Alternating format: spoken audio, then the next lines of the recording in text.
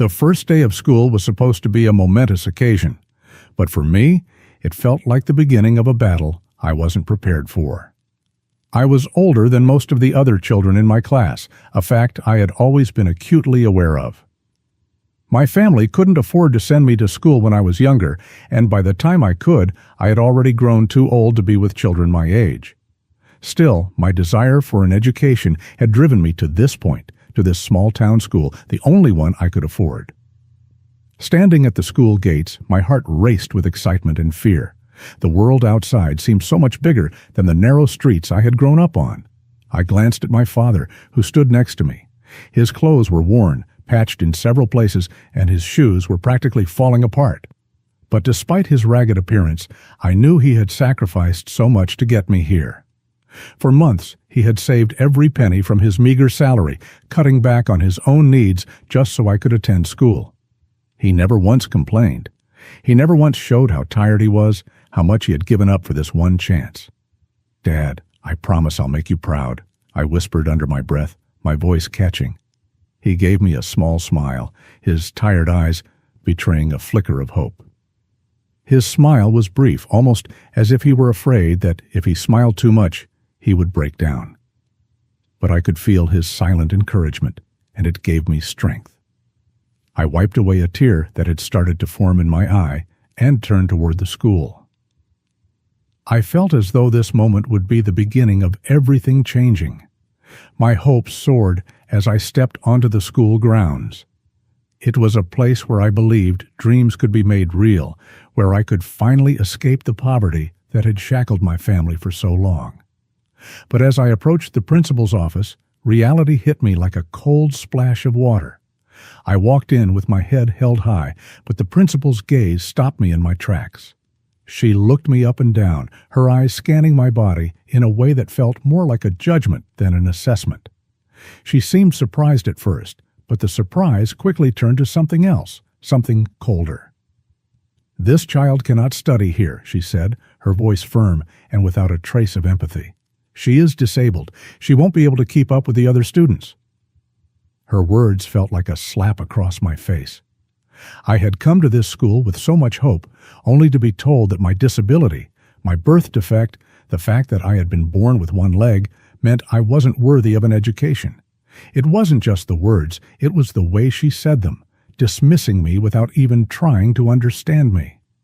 My father stood beside me, his face crumpled with the weight of disappointment. He started to explain, his voice trembling with a mix of frustration and helplessness. "Please, just give her a chance," he begged. "She wants to learn. She deserves a chance like any other child." The principal didn't seem moved.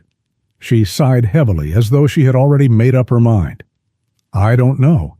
This school has standards," she said, looking away as if the decision was already final. But my father didn't give up.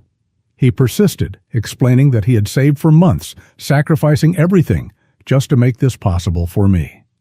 "I promise you she will work hard. Please, just give her a chance." After a long silence, the principal finally relented, though it was clear she was only agreeing out of obligation. "Fine," she said reluctantly, "but don't expect much." My heart soared with relief. I had made it. Despite everything, despite the judgment, I was in. I could barely contain my excitement. But the moment the words left the principal's lips, I knew that this was just the beginning. I would have to prove myself every day. The excitement I had felt walking through the school gates quickly started to fade as I made my way to the classroom. My legs, which were supported by 2 wooden crutches, felt weak. They had been my lifeline for as long as I could remember, but walking with them, no matter how familiar it was, still left me feeling exposed. As I entered the room, I could feel every eye on me. It wasn't a welcoming gaze, but one filled with curiosity, judgment, and, I feared, mockery. I took my seat in the back of the classroom, hoping that the teacher would overlook me, that I could blend into the background and just focus on my studies. But it wasn't that easy. I heard whispers, laughter. "Look at her! She's crippled," one boy muttered. "What is she even doing here?" I wanted to shrink into my seat, to disappear, but I couldn't. I had to stay. I had to fight. But it wasn't just the students. The teacher, too, seemed to ignore me. Her gaze barely lingered in my direction, and when she spoke, her voice was distant, unkind. She didn't look at me the way she looked at the other children. It was as though I didn't exist, as though I didn't matter. That silence hurt more than the laughter, more than the cruel words. The rest of the day passed in a blur. Each minute dragged on longer than the last. The children whispered behind my back, and I could hear their laughter. Some of it was quiet, like a low hum, but others made no effort to hide their ridicule. One boy even pointed at me, making exaggerated limping gestures with his hands. It was hard to focus on the lessons with the weight of their scorn on my shoulders. I was constantly aware of their eyes, their laughter, their whispers. I wasn't just learning the subjects. I was learning how it felt to be the object of pity, to be treated like something less than human. When the final bell rang, I didn't wait for anyone. I grabbed my crutches and hobbled out of the classroom as quickly as I could. I wanted to escape the stares, the laughter, the silence. The world outside seemed as cold as the classroom. My heart felt heavy, weighed down by the cruelty I had experienced.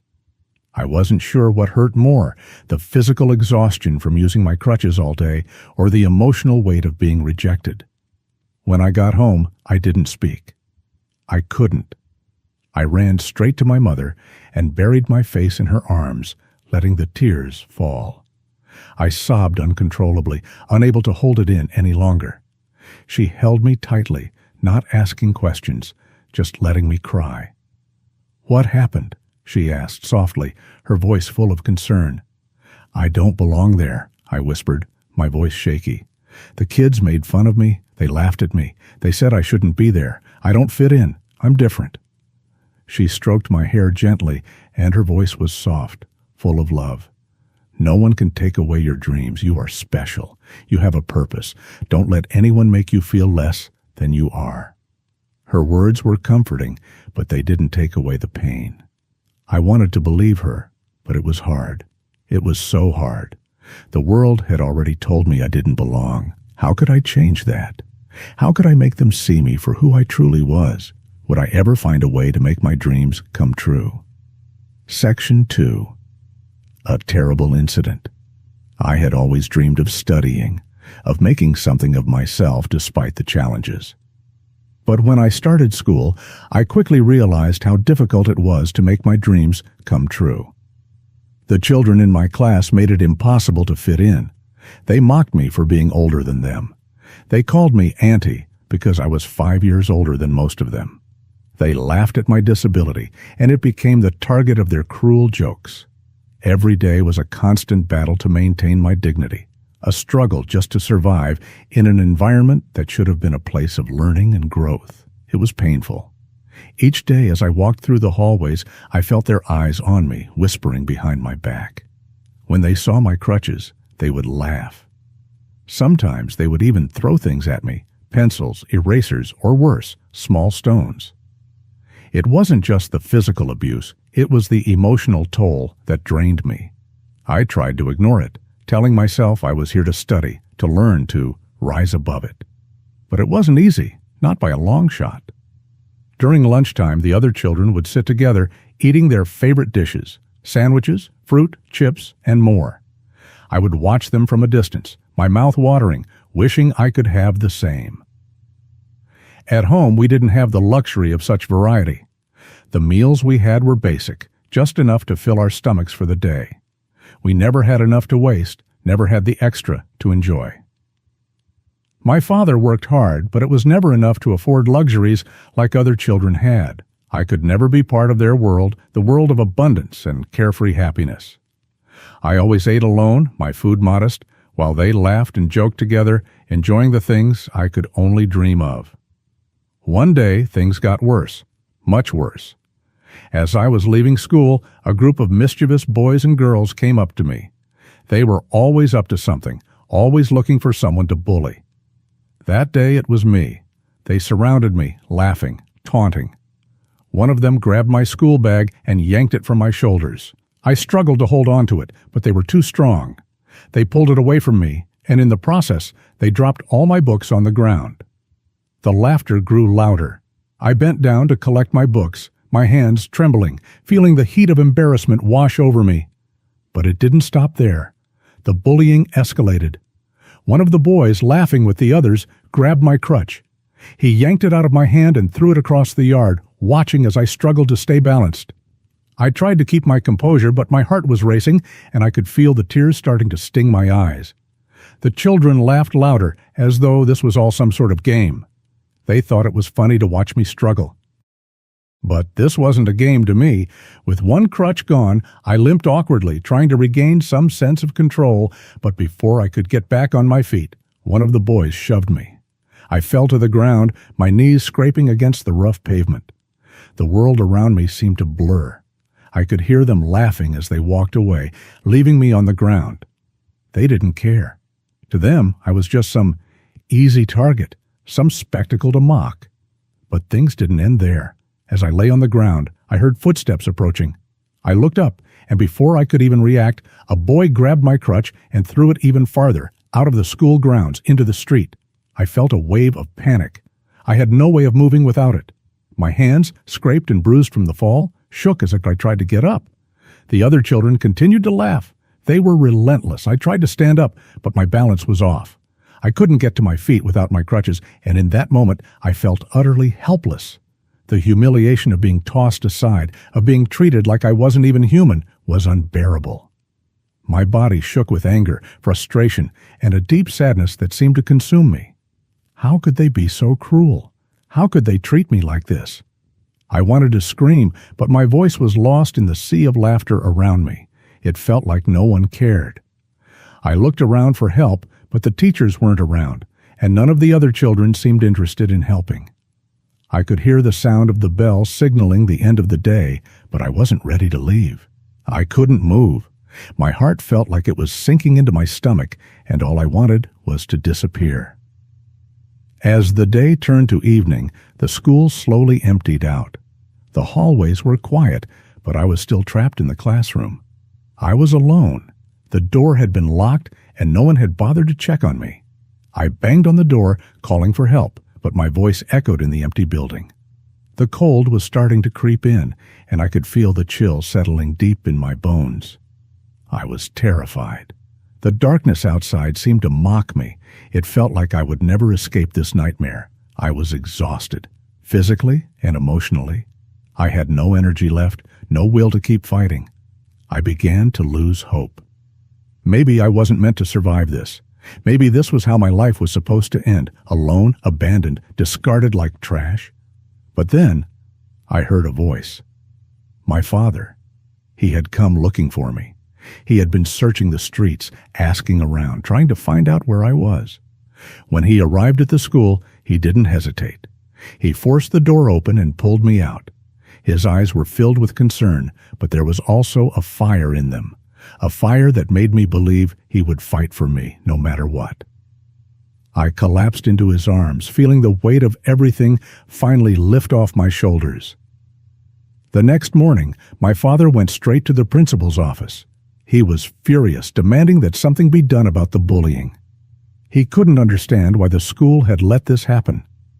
But the principal wasn't interested in hearing his complaints. She dismissed him, brushing him off as if his concerns didn't matter. He wasn't the first parent to complain about the bullying, but she didn't take action. That's when it all changed. As my father and I were leaving the principal's office, a man appeared in front of us. He was well-dressed, his clothes expensive, and there was an air of arrogance about him. He introduced himself as the father of one of the boys who had been involved in the bullying. Without warning, he slapped my father across the face. It was a hard slap, one that made me flinch. The man was angry. "If you ever accuse my son again, I'll make sure you regret it," he spat, his words venomous. I couldn't stand it anymore. I was already broken, humiliated, and exhausted. But watching my father be slapped by this man pushed me over the edge. I was disabled, but that didn't mean I was weak.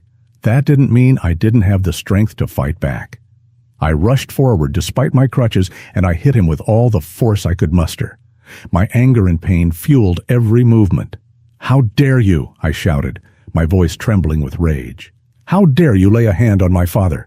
You people are all the same. You let money blind you to what's right. You treat people like they're nothing because you think you can get away with it." The man was stunned for a moment, but then he stepped back, his face contorting with fury.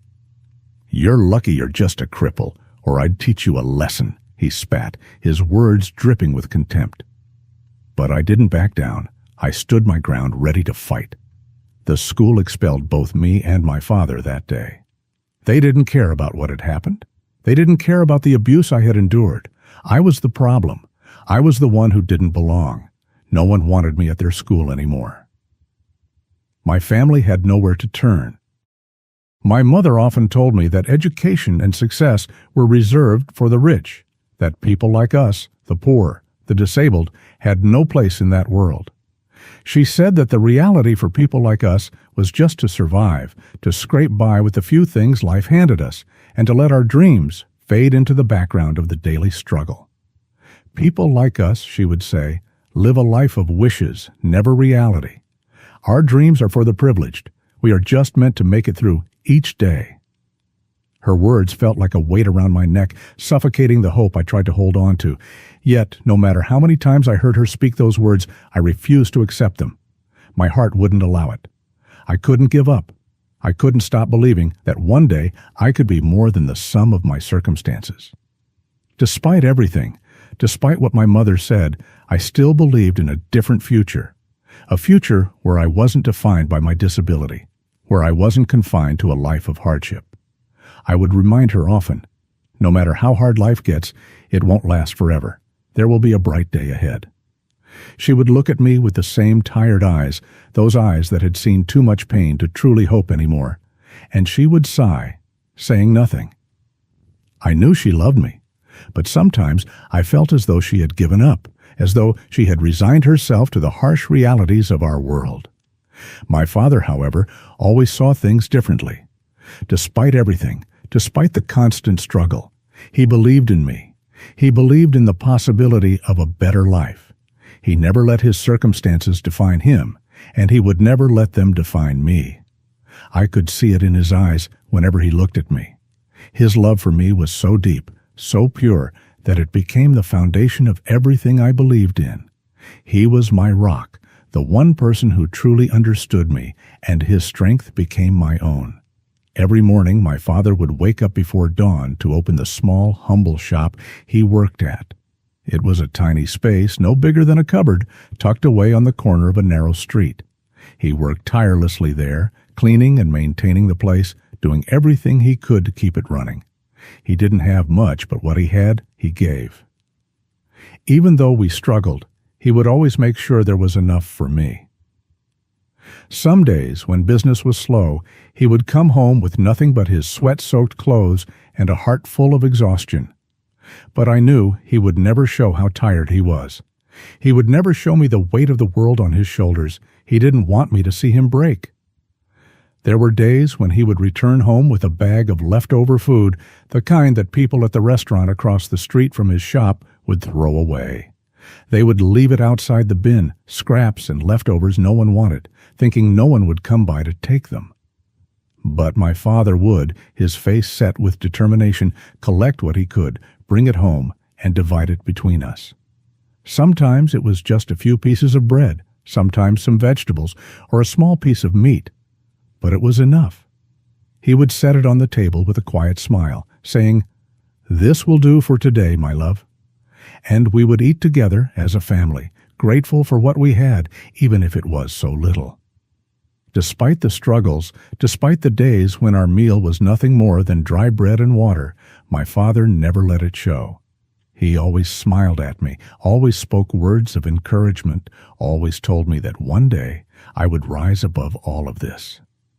"You are meant for more than this life," he would say, his voice soft but full of certainty. "This is just a chapter in your story. The best is yet to come." And I believed him. I had to, because if I didn't, I feared I might lose myself completely. His love, his hope, and his belief in me kept me going. He didn't care that I had only one leg. He didn't care that I couldn't run like the other children, or that I had to rely on crutches to walk. He saw me for who I truly was, not for my disability, not for the poverty we lived in, but for the dreams I held in my heart. There were moments when I would catch myself looking at other families, seeing how easy their lives seemed, seeing them walk without the burden of poverty or disability. I would watch them laugh together, their faces lit up with joy. And it would hurt. It would sting in a way I couldn't explain. They had everything: money, comfort, stability. I didn't have any of that.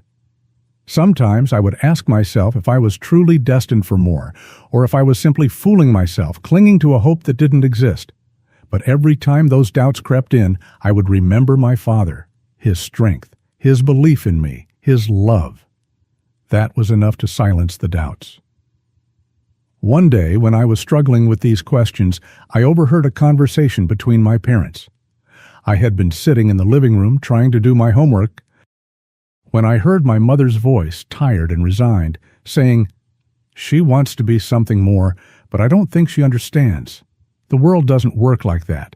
You can't rise above your circumstances when everything is stacked against you." My father's voice was calm, but there was a firmness to it that made me sit up straight. "She's not like us," he said. "She has a fire in her that I can't explain. She's going to make something of herself. I know it." My heart swelled with love for him in that moment. He was my greatest supporter, my greatest cheerleader.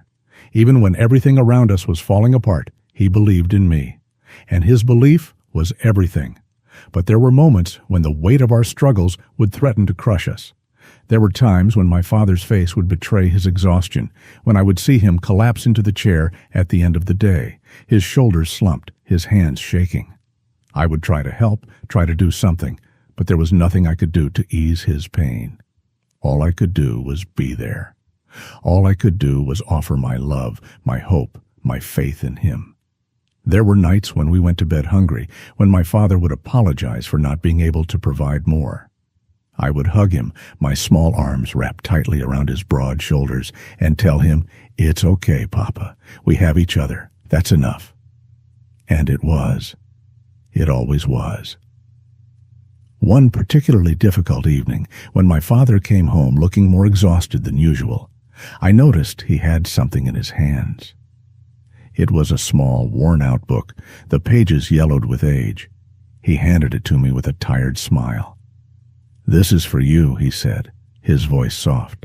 "I found it in the shop. It's not much, but I thought you might like it." I opened the book, and inside I found a collection of stories of people who had overcome impossible odds, who had fought through adversity and emerged victorious. It was nothing special, just a simple book. But to me, it was everything. It was a reminder that no matter how hard life got, there was always hope, always a way forward. My father sat beside me as I flipped through the pages, his arm around me. "You see," he said, his voice full of emotion, "this is the kind of life I want for you. A life where you don't just survive, you thrive. You will be better than any of us, I promise you." In that moment, I realized that my father had already given me everything I needed to succeed. It wasn't the material things, the food, or the comforts of life. It was his love, his unwavering belief that I could overcome anything. That, more than anything, was the foundation of my strength. We may not have had much, but we had each other, and that, I knew, was enough. My father loved me deeply, and despite all the hardships, he never gave up on me. He believed that I deserved a chance, a real chance, at a future that wasn't defined by my disability or our poverty. After everything that had happened, after the humiliation I faced at the old school, he found another place where I could learn. One evening, after a long day at the shop, my father sat me down with a serious expression. His face was tired, his eyes heavy with exhaustion. But there was something in his gaze that told me this was important. He told me that he had spoken with a new school, one that was willing to accept me. "I've made sure you have another chance," he said quietly, his voice full of determination. For a moment, I couldn't believe it. How could this be real? I had been turned away before. My disability, my old clothes, my crutches, would any school really let me in? But looking at my father's face, seeing the quiet strength in his eyes, I felt something inside me stir. Maybe this time it could be different. We went to the new school the next week. The principal was kind, far kinder than I had ever expected. She didn't hesitate when she saw me with my crutches. She didn't make me feel small or less than the other kids. She didn't even blink when she saw how worn my uniform was, how old my shoes were. Instead, she welcomed me with open arms, telling me that she would make sure I had the opportunity to study, regardless of my situation. I had never met someone like her before, someone who didn't just see my disability, but saw me. She looked past my worn clothes and my disability and saw my desire to learn. I could hardly believe it when she shook my hand and told me I was welcome. For the first time in a long while, I felt like I mattered. But while the school may have been a fresh start, the road ahead wasn't going to be easy. I didn't have the shiny new uniform like the other kids. I didn't have neat iron clothes or the fancy backpack that everyone else seemed to have. My father could only do so much. He worked tirelessly, but the money just wasn't there for luxuries like that. Still, I was determined to make the best of this opportunity. On my first day, I walked into the classroom, crutches in hand, heart racing. I could feel the eyes of the other students on me, some curious, others judgmental. I knew I looked different. My clothes were old, my shoes were scuffed, and my crutches were clumsy, tapping loudly on the floor as I walked. Some of the kids stared openly, and I could hear whispers as I passed them. "Why does she look like that?" one girl asked, her voice low but sharp enough for me to hear. "Does she even belong here?" The words stung, but I kept walking, ignoring the taunts. I had heard it all before. I didn't let it stop me. At the back of my mind, my father's words played over and over. "You are more than this. You are more than they see." That first week was hard. Some kids were kind, but most kept their distance. The teasing was subtle at first. Snide comments, whispered laughs, and the occasional cruel remark. I didn't have the things they had, and that made me an easy target. They would stare at my old, faded clothes and my worn-out shoes, and I could feel the weight of their judgment. I remember one boy who would sneak glances at me, then turn to his friends with a smirk, muttering loud enough for me to hear, "She doesn't even look like she belongs here." I could feel the heat rise in my cheeks, but I didn't let myself cry. I wanted to, badly. I wanted to escape back to the comfort of my home, where I didn't have to deal with the cruelty of others. But I couldn't let myself. I couldn't let those kids make me feel small again. I had to prove to myself and to them that I was more than my circumstances. My focus was on my studies. I worked harder than anyone else. Every time I felt my heart sink, every time the teasing got to me, I reminded myself of the reason I was there, to learn to make something of myself. And slowly things started to change, not all at once, but over time. Some of the students began to notice that I wasn't like the others. Yes, I had a disability, and yes, my clothes weren't new, but I didn't let that stop me. I threw myself into my studies. I helped other students with their homework, answered questions when I could, and stayed after class when I needed help. I worked harder than I ever had before. As I focused on my work, something unexpected happened. A few of the kids began to warm up to me. I wasn't the girl who was different anymore. I was the girl who helped, the girl who cared, the girl who didn't let anything hold her back. Slowly, the teasing turned into respect. One by one, the students who had once laughed at me began to see me for who I truly was. They saw my dedication, my drive, and my willingness to help. One day, a girl named Sarah approached me at lunch. She had been one of the ones who mocked me at first, but now she smiled shyly and asked, "Do you want to sit with us?" I was taken aback. I didn't know how to respond at first. It felt so surreal, like something out of a dream. But I smiled, nodding, and joined her and her friends. It was a small moment, but for me, it meant everything. It meant that I wasn't alone anymore. It meant that someone saw me for who I was. From that day on, things started to improve. Slowly, I made new friends, and the teasing died down. My classmates started to see the real me, the girl who loved to learn, the girl who cared about others, the girl who didn't let anything stop her. My father noticed the change in me. Every day after school, he would ask me about my day. When I told him about the friends I had made, he would smile that quiet, proud smile of his. "I knew you could do it," he would say. "You've always had it in you." I didn't know how to thank him, how to explain what his belief in me had done. He had never given up on me, even when everything seemed impossible. I knew now, more than ever, that his love and belief in me were what had carried me through the hardest moments of my life.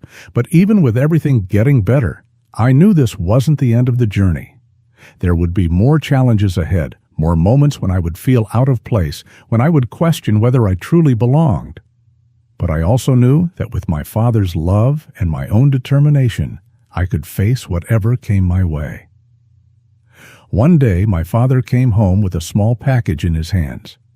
"This is for you," he said, his voice soft. Inside, I found a new uniform, one that fit me perfectly.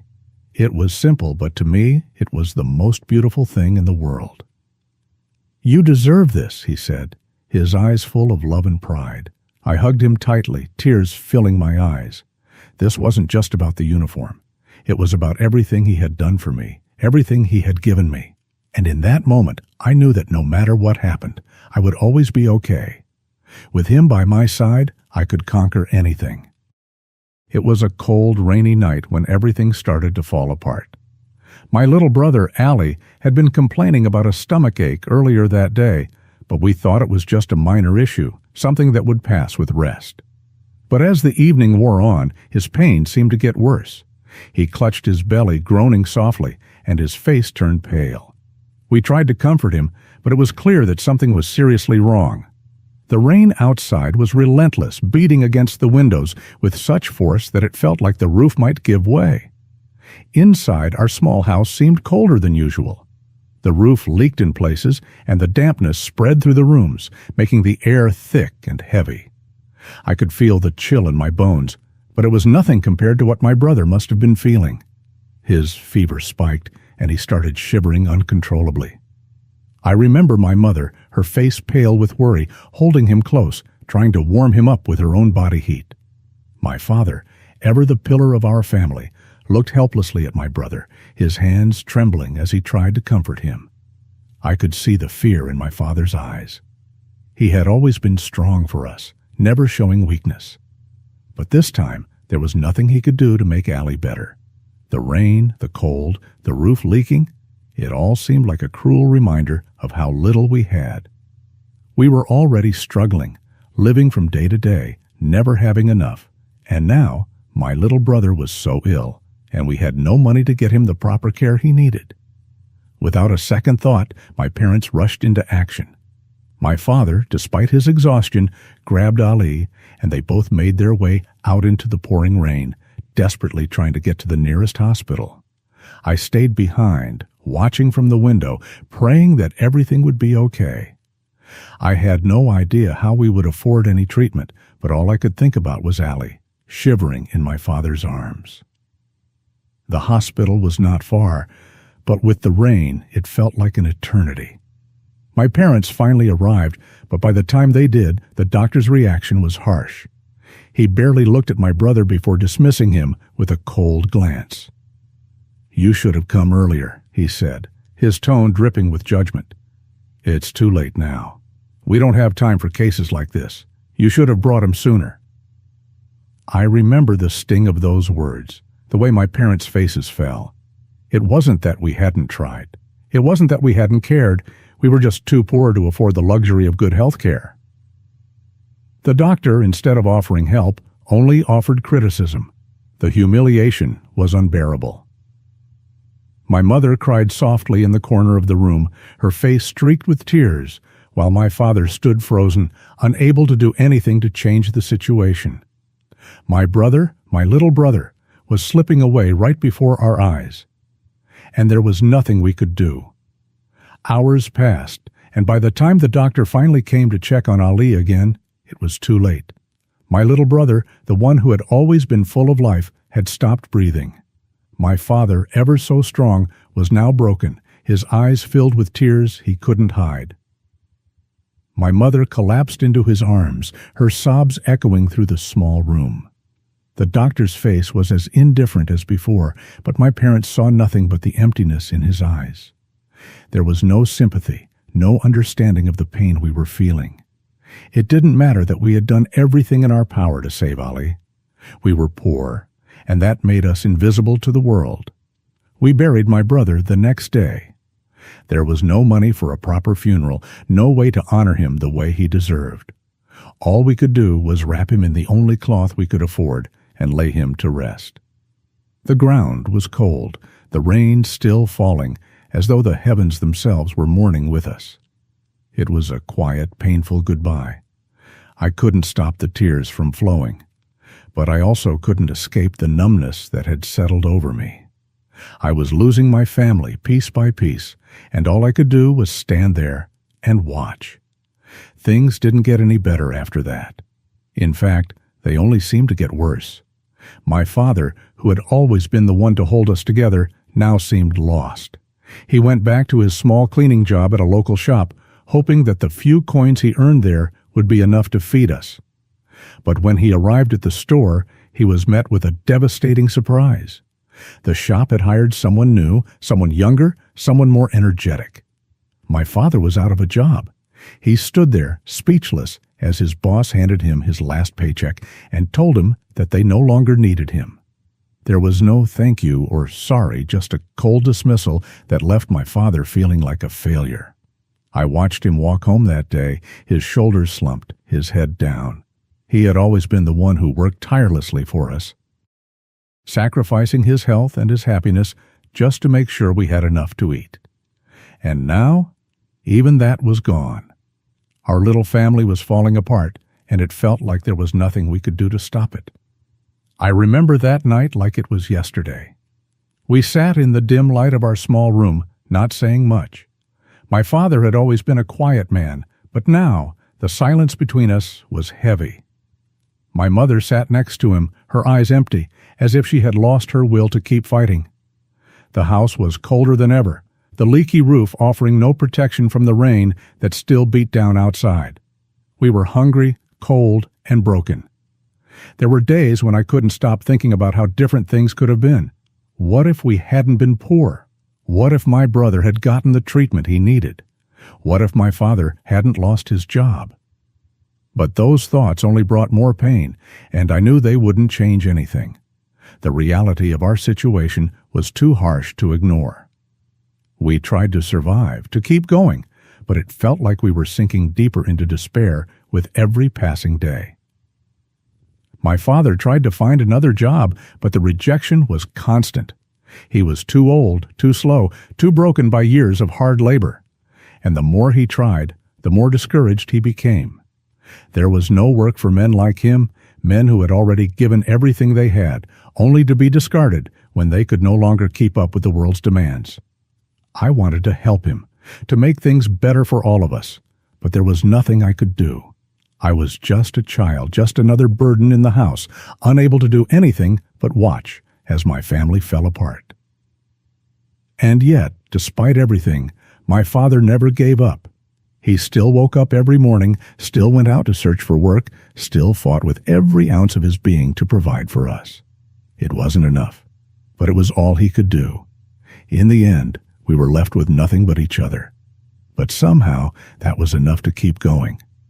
My father may have lost his job, and my brother may have been taken from us, but the love we shared was something no one could take away. Even in the darkest moments, we had each other. I was sitting outside our small house, watching the children play. They were running around, kicking a football to each other, their laughter filling the air. I sat quietly, my gaze following them as they moved with such ease, their feet quick and light, the world open to them, full of possibilities. I couldn't help but feel a deep pang in my chest. My eyes followed the ball as it rolled past me, the children chasing after it without a care. In that moment, an overwhelming desire flooded my heart, one I could barely describe even to myself. I longed for something I could never have. I wish I could walk, I thought to myself. I wish I could run with them. I wish I could play football too, or just walk freely, without the constant struggle, without the need for support. If only I had 2 legs, like the other children. If only I could stand on my own, just like everyone else. I sat there for a long while, lost in my thoughts, watching them live their carefree lives, wishing so hard that I could trade places with them. I thought of how simple their world seemed, how easy it was for them to just run, to move about without hesitation. And here I was, stuck in this small body, unable to do the things they took for granted. I wasn't angry. It was just a feeling of helplessness, a longing for something I could never have, a simple wish to be like them, to walk, to run, to be free. My daydreams were interrupted by the sound of my father's voice. I turned to see him coming down the path toward me. His face, as always, was a mixture of strength and exhaustion. His hands were weathered from years of hard work, and his eyes carried the weight of all the struggles we had faced. His clothes were worn, and his step slower than it used to be, but he still carried himself with a certain dignity. I had always looked up to him, admired him for his resilience and his never-give-up attitude. But today, as he walked toward me, I didn't know that his life, too, was crumbling. "Lisa," he called softly, his voice filled with concern. "Why are you sitting out here alone? It's cold. You'll catch a chill. Come inside before you get sick." I didn't answer him immediately. I just sat there, feeling his gaze on me, knowing he was waiting for me to respond. I couldn't hide my tears anymore. The weight of everything, my disability, my family struggles, my unfulfilled dreams, was too much to bear. Slowly I turned to him, and tears started to roll down my cheeks. Before I could say anything, I stood up and went to him, throwing myself into his arms. "Papa," I said, my voice shaking, I wish I could walk. I wish I could be like them. I wish I had 2 legs. I wish I could run and play and stand on my own without any help. I feel so useless, so different. I just want to be normal, like everyone else." I couldn't stop the tears. They came in waves, and my heart ached for the simple things I would never experience. I felt broken, like I didn't belong in a world that seemed so easy for everyone else. My father held me tight, pressing my head to his chest. I felt his warmth, his love, his heart beating strong against mine. Despite all the struggles we had faced, despite the hardships that had torn at the fabric of our family, he was still there for me. In that moment, his presence was the only thing that made me feel safe. "Lisa," he whispered, his voice soft but filled with determination. "You are not useless. You are my strength. You have always been my strength. You are more than your legs. Don't ever think otherwise. I know it's hard. I know you have dreams, things you want to do, things that seem impossible. But you, my daughter, have the power to make them come true. Believe me. If anyone can achieve what seems impossible, it's you." I clung to his words, even though they felt too big for me to understand fully. How could I possibly achieve anything when I couldn't even walk? How could I make my dreams come true when it felt like the world had already written my story without me in it? But there was something in his voice that made me believe him, even if just a little. He pulled away slightly, his hands holding my face, his eyes looking directly into mine. "Listen to me," he said, his tone more serious now. "Your wish, your dream to walk, I will make it come true, but I need you to promise me something." I looked at him surprised. "What do you mean? How will you make it happen, Papa?" "I will do everything in my power to make sure you have the opportunity to walk," he said, his voice unwavering. "But you must promise me something in return.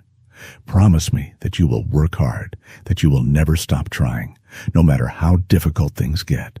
Promise me that you will learn, you will grow, and you will make something of yourself. Promise me that you will never give up." I stared at him, feeling the weight of his words sink into my heart.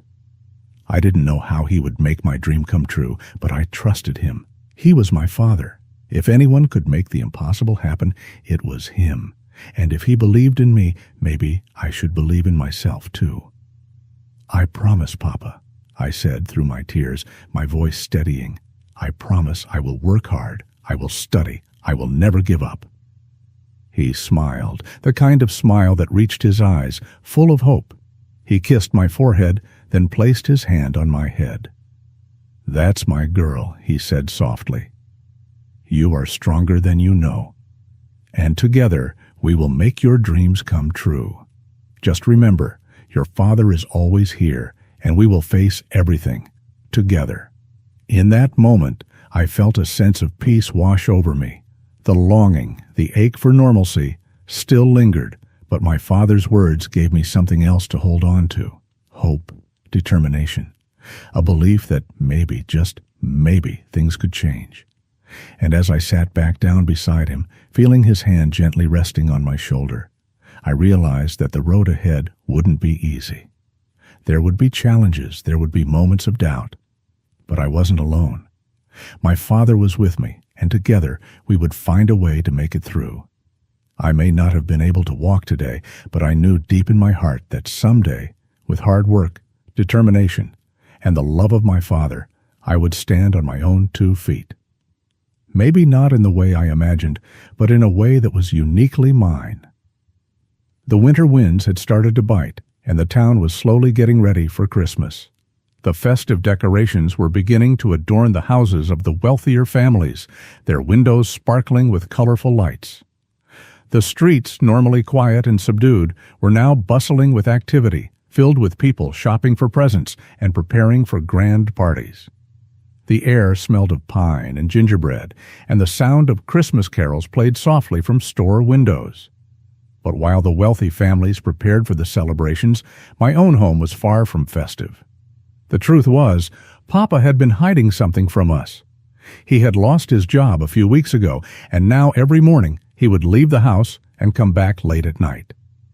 I noticed the subtle changes in him, how his shoulders sagged a little more each day, how his smile wasn't as wide as it used to be.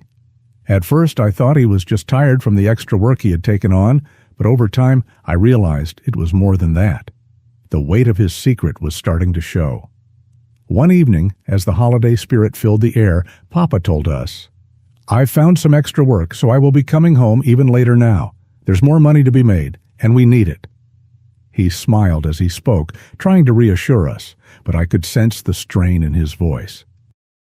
He wasn't fooling anyone. He was working more than ever just to keep us afloat, but he was also hiding the reality of our financial situation. His job had been taken away, and the truth of it had hit him hard. But he didn't want to show it to us. Instead, he buried himself in work, hoping to make ends meet without us knowing. I noticed that he started staying out even later, returning home when the rest of us had already gone to bed. When he did come back, he would be exhausted, his face lined with fatigue, but he would always try to put on a brave face for us. It was his way of protecting us from the harsh reality he was dealing with. As Christmas approached, the town seemed to come alive with excitement, yet our small home remained quiet. I would often sit by the window, watching the glittering decorations in the distance, wishing we could be part of the joy the season brought. My heart ached every time I saw the beautiful Christmas parties being held in the grand houses across town. I could hear the music, the laughter, the clinking of glasses as families gathered to celebrate. And I couldn't help but feel left out, knowing that we wouldn't be part of that world. One evening, I couldn't stand it any longer. I decided to sneak out of the house. I wanted to see the grand Christmas party with my own eyes, to feel the magic of the season, even if it was from a distance. My legs, as always, depended on the crutches to support me, but I had become accustomed to walking with them. The night was cold, the streets covered in a thin layer of snow, but I didn't mind. I was determined to see the Christmas festivities. I made my way toward the wealthier part of town, carefully stepping through the snow-covered streets. My crutches, though usually dependable, kept getting stuck in the snow, making it difficult to walk.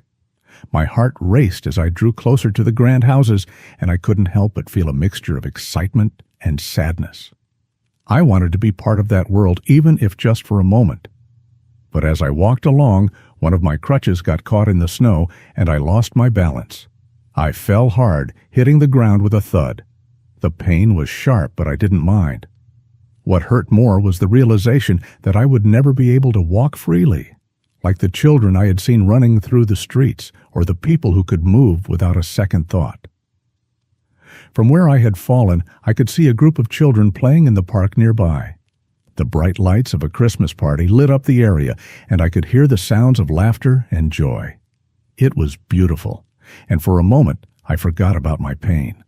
I watched as the children danced and played, their faces lit up with excitement. Among them, I saw a man dressed as Santa Claus. He was laughing and dancing, and the children were thrilled to see him. They crowded around him, playfully pushing each other to get closer to him, their eyes wide with excitement. Santa Claus was the centerpiece of the celebration. He made everyone laugh with his silly dances, his exaggerated movements, and the joy he brought. He was the one who made the party come alive, the one who brought the spirit of Christmas to the children. I watched, mesmerized, as he twirled around with them, lifting some of the little ones onto his shoulders. The joy was contagious. The children cheered, jumping up and down, delighted by his antics. I sat there on the ground, watching in awe. For a moment, I allowed myself to dream. What if I could join them? What if I could be part of this world where people danced and laughed freely? I had always watched from the sidelines, never able to take part in such carefree moments. But for once, I allowed myself to believe that maybe, just maybe, one day I could be part of it. The sight of Santa Claus and the laughter of the children filled my heart with warmth. It was a brief moment of joy, a fleeting escape from the harsh reality of my life. But as the party went on, I knew I couldn't stay. I had to go back home.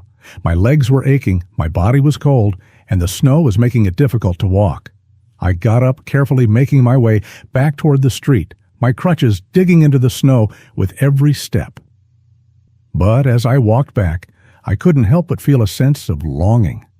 I want to be like them, I thought to myself. I want to run, to dance, to live without the limitations that my body places on me. I want to feel the joy that comes from being free, from being able to take part in the things that others take for granted.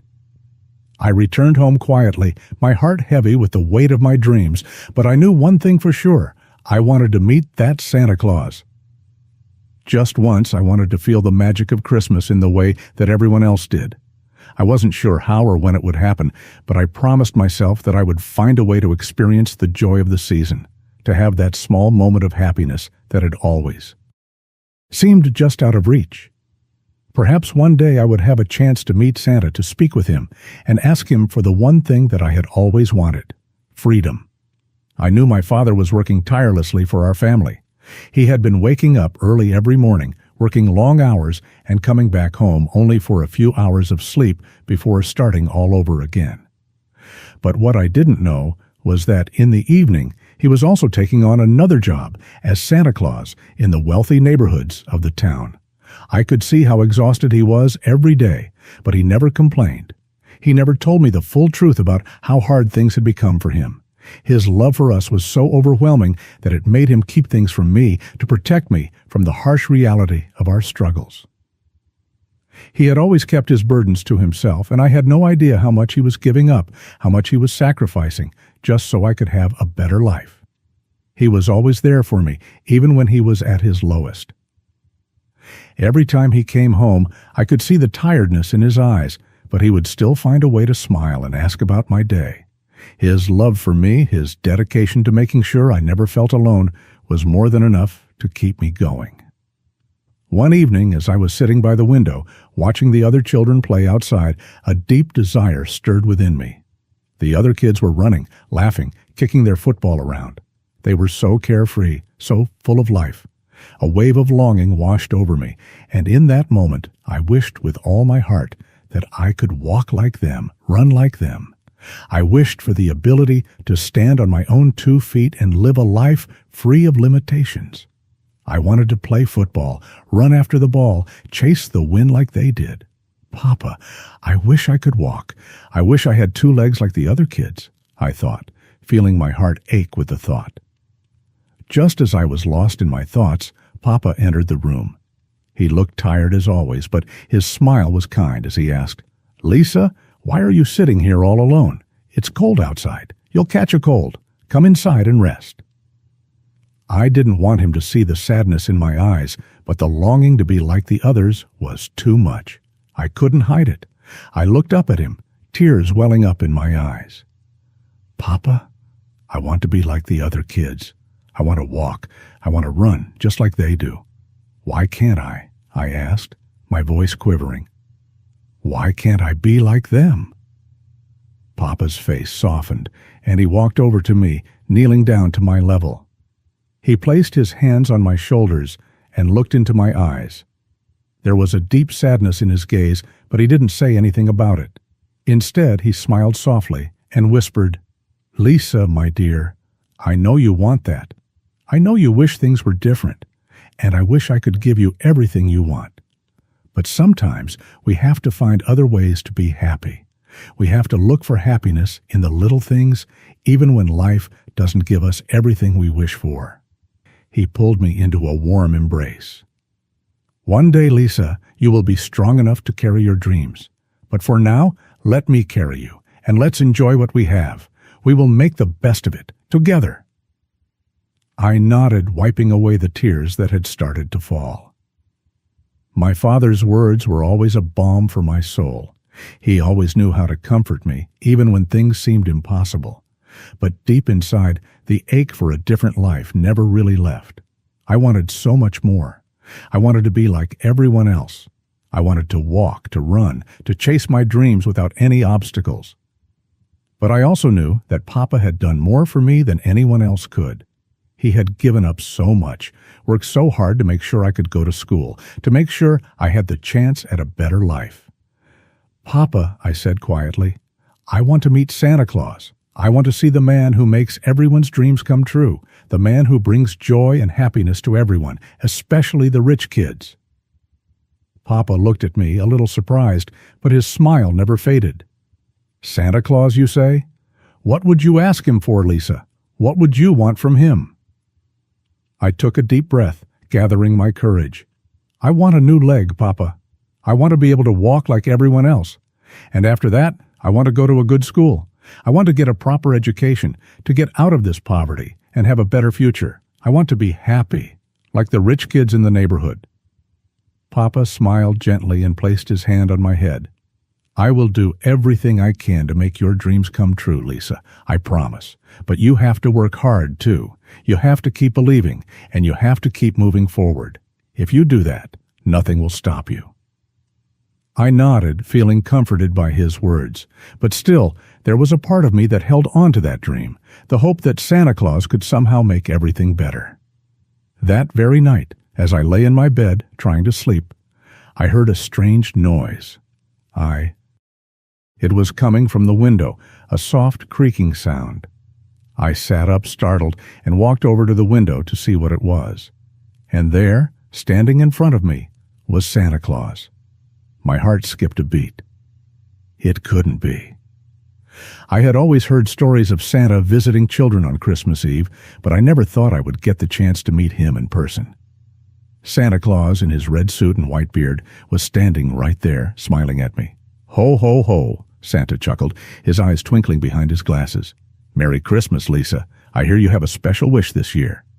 I gasped in surprise and joy. "Santa, you came for me?" He nodded.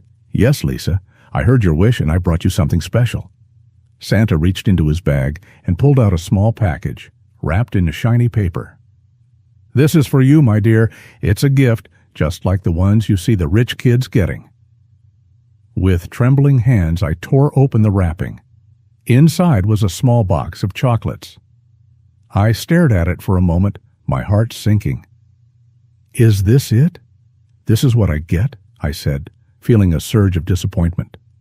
I asked for a new leg, for a better life. I wanted to walk like the others. I wanted to be able to live without these crutches. And you give me chocolates. A gift like this doesn't mean anything. Santa's smile faded, and he slowly lifted his hand to his face, removing his mask. And there, in front of me, was my father. I was shocked, unable to speak for a moment. I stared at him, my mind racing. "Papa?" I whispered, my voice barely audible. Is it really you?" He nodded, tears welling up in his eyes. "Yes, Lisa. It's me. I've been working as Santa Claus at night, performing for the rich people, just to make sure we have enough money to survive. I did it for you, for our family. I wanted to make your Christmas special." I felt a rush of emotions flood through me: surprise, confusion, guilt, and then overwhelming love. My father, the man who had given everything for me, had become Santa Claus to make sure I could have a better life. He had been working late into the night, performing in front of wealthy families, pretending to be Santa Claus just so we could have enough to live on. "I'm so sorry, Papa," I said, tears streaming down my face. "I didn't understand. I didn't know you were doing all of this for us. I didn't know you were sacrificing so much. Please forgive me." Papa pulled me into a hug, holding me tightly. "There's nothing to forgive, Lisa. I did it because I love you. I would do anything to see you happy, to see you succeed. I just want you to have a better life. That's all." I looked at the chocolates in my hands, now realizing how much love had been wrapped into that small gift.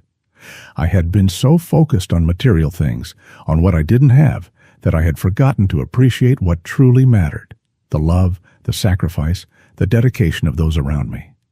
"I love you, Papa," I whispered. "Thank you. Thank you for everything." He smiled, kissing my forehead. "I love you too, Lisa, always."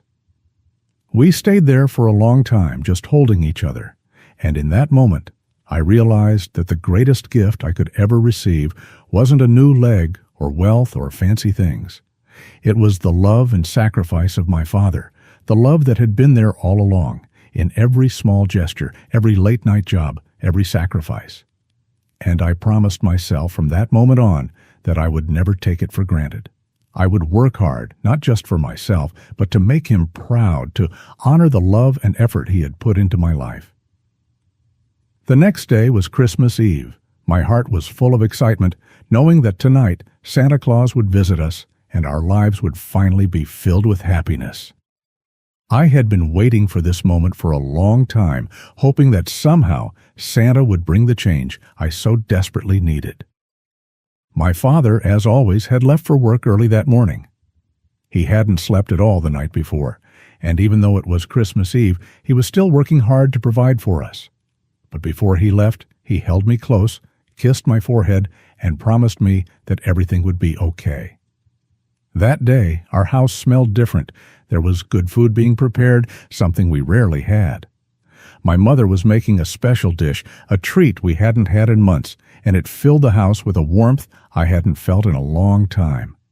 It was a rare moment, one that felt almost too good to be true, and I tried to savor every moment of it. But as evening approached, my heart grew heavier with anxiety. Papa hadn't returned home yet, and I began to wonder if he would even come back at all tonight. Mama, as usual, was trying to keep me entertained with stories of her childhood, but my mind was elsewhere, lost in the anticipation of what the night could bring. I longed for Santa's magic to transform our lives. That night, as I tried to fall asleep, the room seemed to glow with an otherworldly light. The soft glow grew brighter and brighter, as if some miracle was about to happen. My pulse quickened, and I felt as though something incredible was about to unfold. I had no idea what it would be, but I could sense it. The air felt different, charged with energy, almost like the very essence of hope had filled the room. As I lay there, staring at the ceiling, my mind drifting between sleep and wakefulness, I suddenly heard a soft rustling sound. I felt my heart race in excitement. Was it Santa Claus? Was he finally here? I quickly opened my eyes, and in the dim light, I saw something incredible, a new leg, neatly placed beside my bed. At first, I didn't believe my eyes. I rubbed them and looked again. There it was, a new artificial leg, just like the one I had always wanted. The miracle I had been hoping for had finally come true. For a moment, I just sat there, in stunned silence, my mind racing to comprehend what was happening. Santa Claus had really come, and he had given me exactly what I had asked for, a new leg. I could hardly believe it. My joy was boundless. This was the Christmas gift of a lifetime, more than just a material gift. It was a chance for me to walk, to stand on my own 2 feet, and to live a life I had only dreamed of. As I sat up in bed and reached for the leg, I felt a surge of gratitude and disbelief. Was this really happening? Had Santa truly come to make my wish come true? The leg was light but sturdy, crafted perfectly for my body. I couldn't wait to try it on. I felt a rush of hope, a surge of optimism as I stood up for the first time without the support of crutches. It was a strange feeling, but also an incredibly liberating one. I took a few tentative steps around the room, amazed by the feeling of standing on my own. My joy was overwhelming. For the first time in my life, I felt like I could be like everyone else. I could walk. I could stand. I could move without the burden of my old crutches. The possibilities felt endless. I had no words to express how I felt. It was as if all the pain, all the longing, had been replaced by a feeling of freedom that I had never known before. I couldn't wait to show my parents. As I hobbled down the hallway toward the living room, I could hear my mother's voice, calling out softly as if she were waiting for me. "Lisa, are you awake? It's Christmas Eve. Come here, my dear." I walked slowly into the room, my new leg supporting me. My mother looked up in surprise as I entered. She blinked, staring at me in disbelief for a moment, and then her face broke into a wide smile. "Lisa, is that you?" she asked, her voice filled with wonder. "You're walking." I nodded, a huge grin on my face. "Yes, Mama, look, I can walk. Santa gave me a new leg." My mother rushed over to me, tears welling up in her eyes. She held me tight, squeezing me in a loving embrace. "Oh, my darling, this is such a miracle. I am so happy for you," she cried, her voice thick with emotion. Just then, the door opened, and Papa walked in. He looked tired, but his face lit up as soon as he saw me standing there, walking without crutches. "Lisa, is that really you?" he asked, his voice filled with shock and joy. "You're walking? How is that possible?" I smiled and pointed to the leg. "Santa brought it for me, Papa. He gave me a new leg for Christmas." Papa's face softened, and he stepped forward, kneeling down in front of me. He touched my new leg gently and then hugged me tightly. "I knew he would bring you something special," he said softly, his voice breaking. "You've been so strong, Lisa. You deserve this more than anyone else." I held him close, feeling the love in his embrace. This was the best Christmas I could have ever asked for. It wasn't just the new leg or the gift from Santa. It was the joy of being able to share this moment with my parents, who had always stood by me, no matter what. I realized in that moment that Christmas was about more than just gifts. It was about the love and sacrifice that we shared as a family. It was about the hope that we had, even in the darkest of times. The next morning, as the sun began to rise, I woke up early and looked out the window. The world seemed different somehow, brighter, more alive. I felt a sense of renewal, of new beginnings. I could walk now. I could do things I had never imagined I could. And most importantly, I felt that my life had changed forever, all thanks to the love of my father and the miracle of Christmas. As the day went on, Papa sat with me, showing me how to use the new leg properly. It felt strange at first, but I was determined to learn. Every step I took felt like a victory, and with each one, I felt more confident. Papa told me that the money we had received along with the leg would help me with my education. He encouraged me to use it wisely, to study hard, and to always strive for a better future. For the first time in my life, I felt a sense of hope, a belief that my dreams could come true. The road ahead would still be hard, but I knew that I wasn't alone. My family was with me, and together we could face anything. That Christmas Eve, when Santa brought me my new leg, he gave me more than just a physical gift. He gave me a chance to live a fuller, more independent life. But most importantly, he reminded me that no matter how hard things got, there was always hope. And that, more than anything else, was the greatest gift of all. With the new leg, life had taken a turn for the better. I felt like I was standing tall again, ready to face the world. My confidence returned, and for the first time in a long while, I could breathe easier. My grades improved drastically. I had been struggling for so long, but now, with my newfound independence and a sense of purpose, I excelled in my studies. I was no longer just the girl who could barely walk, the girl everyone pitied or mocked. I became a student who earned first position in every class, and every teacher praised my efforts. But amidst all the newfound joy and success, a shadow lingered over our home. My father, who had always been my pillar of strength, began to feel weaker each day. His health started deteriorating, and no matter how hard he tried to hide it, I could see the strain. There were days when he looked exhausted, as though he had been carrying the weight of the world on his shoulders for far too long. One day, as I was preparing for my 10th grade exams, I overheard a conversation between my mother and a doctor. I wasn't supposed to hear it, but the words pierced through my heart, and I couldn't ignore them. The doctor was telling my mother that my father's kidneys were failing. His condition was critical, and there was no easy solution. My father had already sold one of his kidneys years ago on Christmas to help us survive.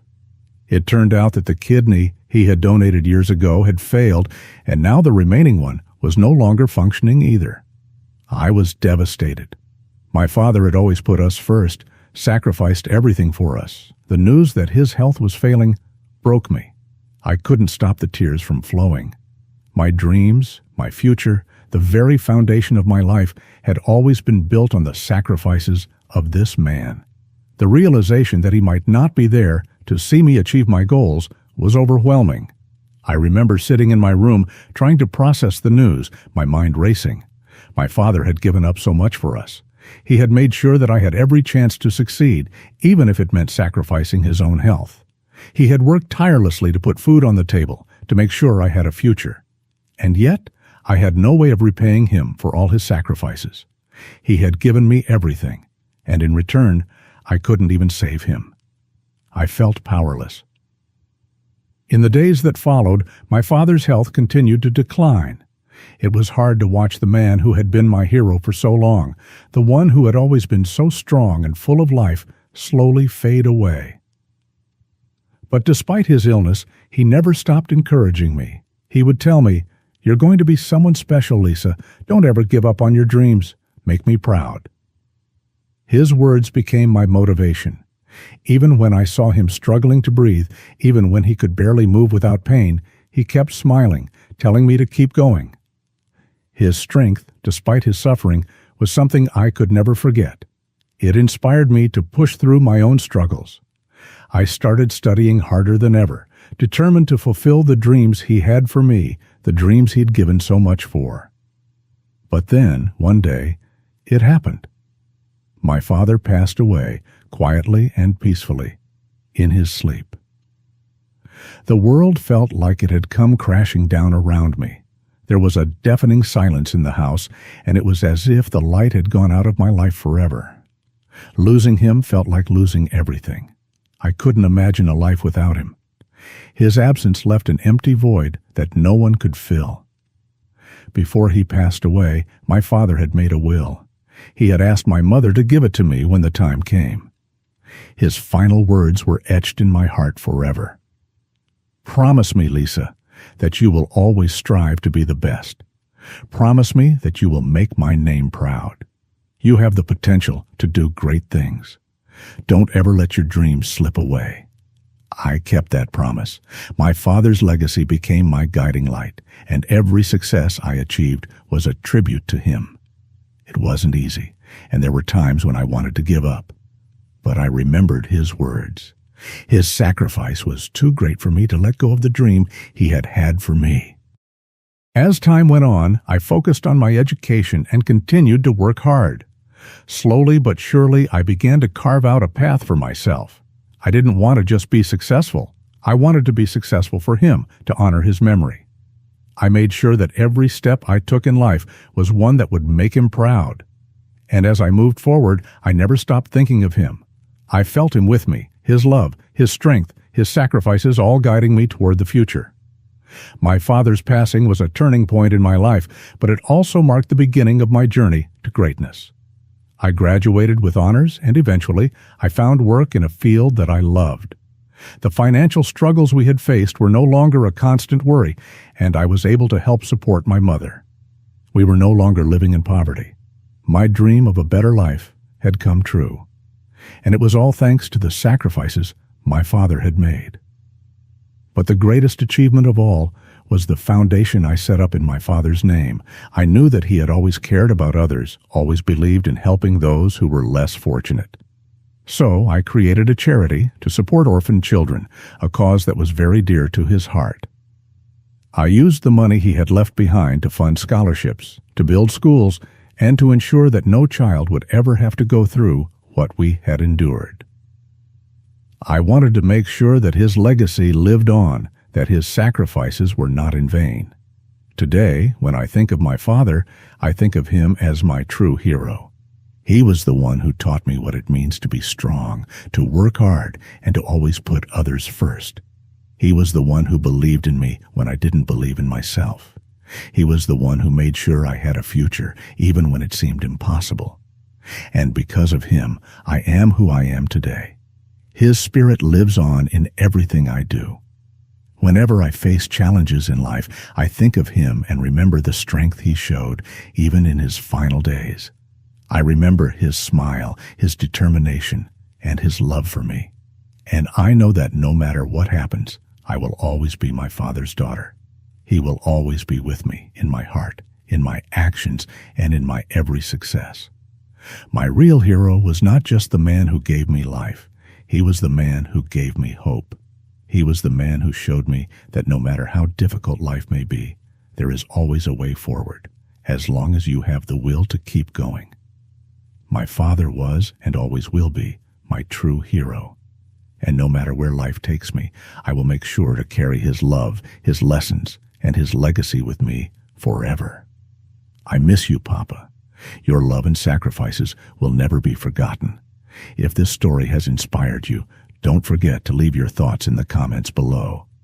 I'd love to hear your own stories of resilience and strength.